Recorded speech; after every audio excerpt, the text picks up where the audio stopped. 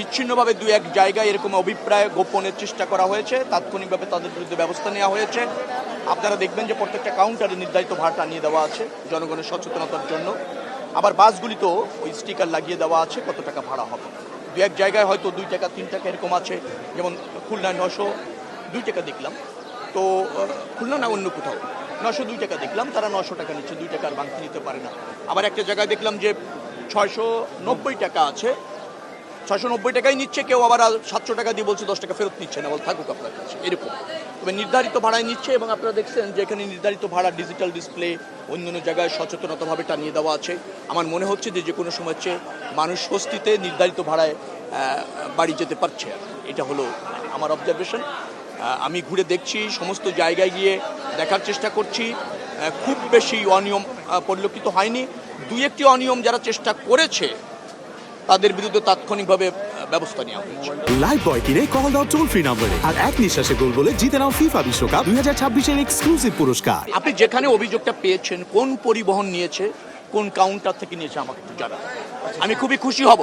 আমি তখনই বলবো যে না, সাংবাদিকতা রাইট ট্র্যাকে চলছে। আপনারা যেমন কষ্ট করছেন, আমরাও কষ্ট করছি। আমাদের উদ্দেশ্য একটাই, মানুষ যাতে নির্ধারিত ভাড়ায় যেতে পারে, সেজন্য ভোগান্তির শিকার না হয়।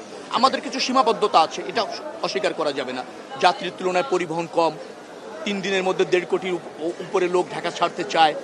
অনেকে আছে আগে অ্যাডভান্স টিকিট করেনি, সে এভাবে অভ্যস্ত না। কালকে ছুটি হয়েছে, কালকেই সে লাগেজ নিয়ে, বাচ্চা নিয়ে ছুটেছে যে কোনো একটা গাড়িতে উঠেই যাবো, 100 টাকা বেশি হলেও দেবো, অসুবিধা নেই, কিন্তু আগে তো সে টিকিট কাটেনি। এরকম সীমাবদ্ধতা আমাদের আছে। আমাদের যাত্রীদের হ্যাবিটও এরকম যে সে বাস স্টপেজে এসে অনেক সময় গাড়িতে উঠতে চায় না, টিকিট কাটতে চায় না, চলন্ত পথেই সে উঠতে চায়।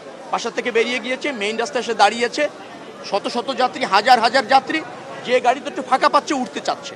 সুপারভাইজার অনেক সময় 100 টাকা বেশি নেওয়ার চেষ্টা করে, কিন্তু যাত্রী যখন সচেতন হচ্ছে, অভিযোগ করছে, আমরা ব্যবস্থা নিচ্ছি। আপনি আমাকে খালি বলেন, অমুক পরিবহনের অমুক কাউন্টার সে 300 থেকে 400 টাকা বেশি নিয়েছে, প্রয়োজনে আপনারা এই ক্যামেরাটা ছেড়ে যাত্রী বেশি একটু যান, গিয়ে যে চেয়েছে তাকে তার কাছে অবস্থান করেন।